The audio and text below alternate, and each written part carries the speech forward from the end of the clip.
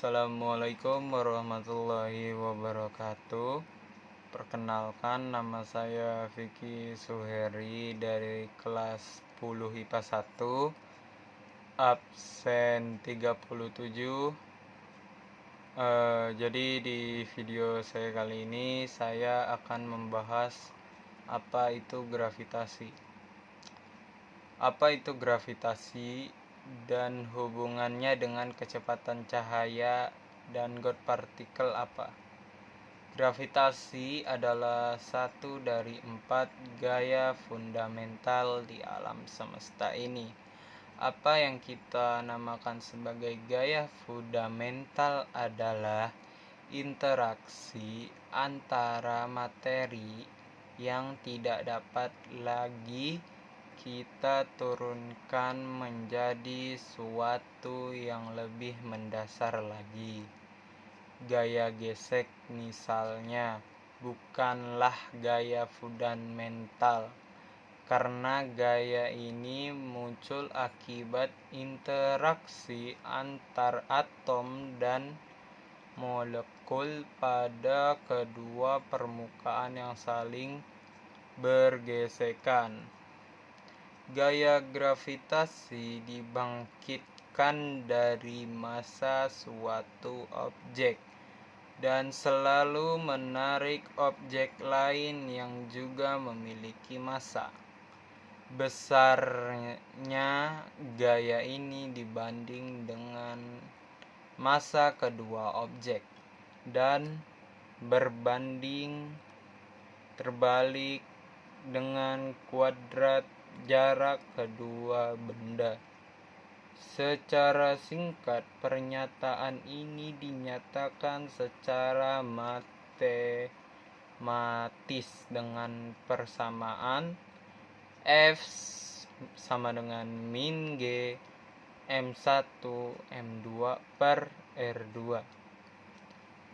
Di sini M1 dan M2 adalah massa kedua benda dan R adalah jarak kedua benda. G adalah bilangan yang kita namakan konstanta gravitasi dan nilai selalu sama dimanapun di alam semesta. Nilainya angka ini kecil, yaitu G sama dengan 6,67 dikali 10 pangkat min 11 meter Kg pangkat min 1 S pangkat min 2. Apabila kita melihat persamaan ini, artinya setiap benda yang memiliki massa prinsipnya punya gaya gravitasi.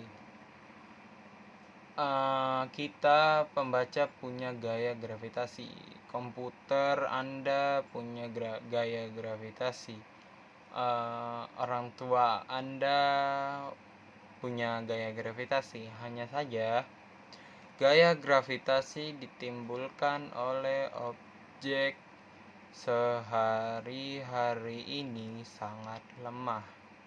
Cobalah menghitung berapa gaya gravitasi tubuh Anda yang dirasakan suatu objek seberat 1 kg yang berjarak 1 meter dari tubuh Anda.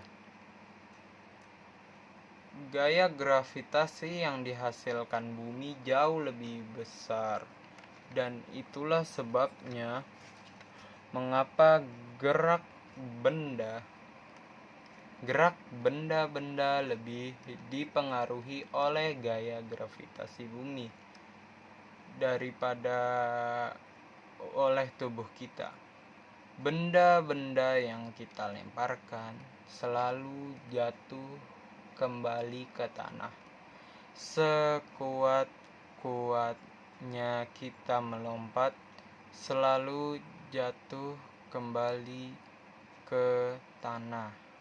Bahkan untuk dapat mengalahkan gaya gravitasi bumi dan meninggalkan planet ini, kita membutuhkan teknologi roket. Gravitasi bersifat universal, artinya berlaku dimanapun di alam semesta ini. Mengapa objek jatuh ke tanah? Mengapa ada gerak peluru? Mengapa bulan bergerak mengorbit bumi? Dan mengapa planet-planet bergerak mengitari matahari dalam lintasan elips? Gravitasi dalam relativitas umum.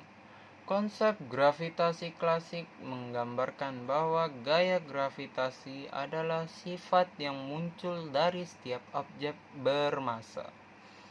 Berdasarkan teori relativitas umum, gravitasi justru menjadi bagian dari ruang waktu. Ruang waktu atau space-time di sini maksudnya adalah kesatuan ruang berdimensi 3 dengan waktu. Di dalam ruang waktu ini, keberadaan massa akan melengkungkan ruang waktu, dan objek-objek di sekitar massa tersebut akan bergerak mengikuti kelengkungan ruang waktu tersebut. Sebuah analogi yang baik diberikan dalam ilustrasi ini. Bayangkan sebuah bola bowling diletakkan di atas permukaan lentur, misalnya matras, karet, atau trampolin.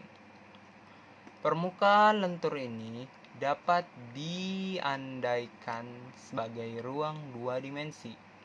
Dan ruang 2 dimensi ini kita hanya bergerak sepanjang 2 sumbu saja pada permukaan karet, namun tidak dapat bergerak sepanjang sumbu ketiga yang mengarah keluar dari permukaan karet. Ini penyederhanaan dari ruang 3 dimensi untuk memudahkan kita memvisualkan ruang 4 dimensi. Bola bowling yang memiliki massa akan melengkungkan permukaan karet yang dimisalkan sebagai ruang waktu.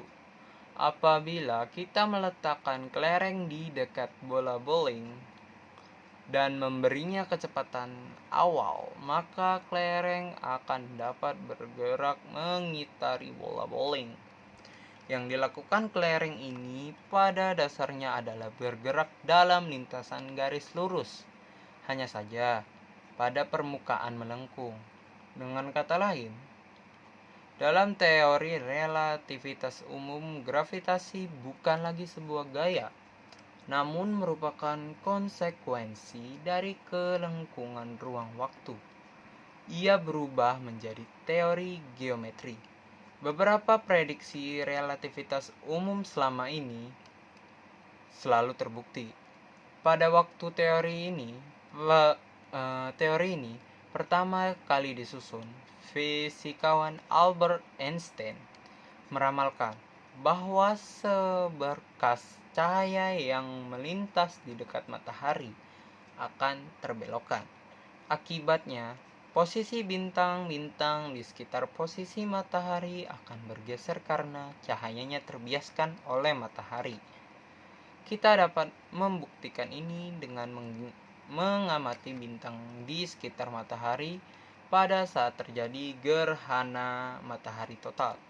Saat gerhana matahari terjadi, siang hari akan menjadi gelap selama beberapa saat, dan bintang-bintang di sekitar matahari akan teramati, dan posisinya dapat diukur. pada tahun 1919 saat terjadi gerhana matahari di Pulau Prince di Afrika Tengah, kelompok astronomi Inggris mengukur posisi bintang-bintang di sekitar matahari dan menemukan bahwa posisi mereka bergeser sedikit sesuai ramalan Einstein. Di zaman modern ini, setiap kali kita menemukan posisi kita dengan menggunakan GPS atau Google Map, kita menggunakan teori relativitas umum untuk menentukan posisi kita dengan akurat. GPS bekerja dengan cara menerima sinyal dari paling sedikit 3 satelit yang mengorbit bumi. Karena kita mengetahui posisi satelit dan selang waktu antara sinyal dikirimkan dan diterima, maka kita dapat menarik 3 garis hayal dari ketiga satelit tersebut menuju titik manapun di permukaan bumi untuk menentukan di mana ketiga garis tersebut bertemu. Proses ini namanya adalah triangulasi, dan kita harus tahu dengan akurat kapan sinyal dikirimkan dan diterima. Karena satelit berada beberapa kilometer di atas kita, akibat kelengkungan ruang waktu, maka waktu yang diukur satelit akan lebih cepat yang kita ukur di permukaan bumi. Perbedaannya hanya 38 mikrodetik atau 38 banding 100 detik saja per hari. Namun GPS harus mampu mengukur perbedaan waktu dan skala mendetik 1/semiliar detik. Dengan menambahkan koreksi perbedaan waktu ini, maka GPS dapat menentukan posisi dengan akurat sehingga beberapa meter saja.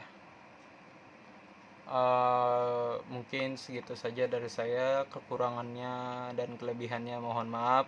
Wassalamualaikum warahmatullahi wabarakatuh.